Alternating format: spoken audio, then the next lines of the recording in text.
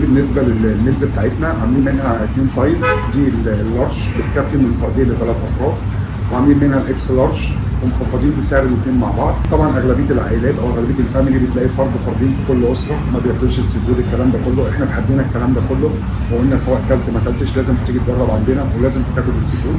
فبدانا عملنا فيها تشكيله كبيره، بدانا بالبساريه بتاعتنا ليها قيمه الكالسيوم عالي جدا.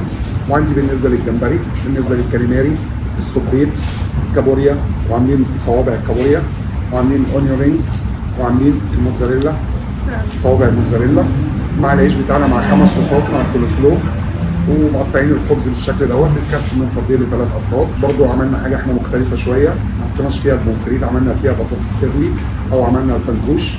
الفنكوش ده من الحاجات اللي هي بتعتبر من افتكاساتنا احنا او اختراعاتنا احنا، عباره عن خضار متقطع معمول بالجريلدنج، معمول الكريسبي بتاعه، تبقى صينيه متكامله كلها مع بعض. ده برضو بتبقى تحفه لما تيجي تحط فيها السي فود بتاعنا او الكاليماري.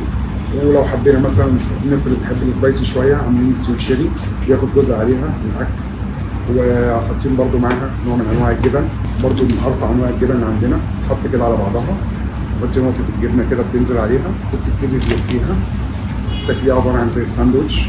طبعا كل الخامات كلها فريشات، مفيش اي حاجه فيها فروزن ولا الكلام ده كله.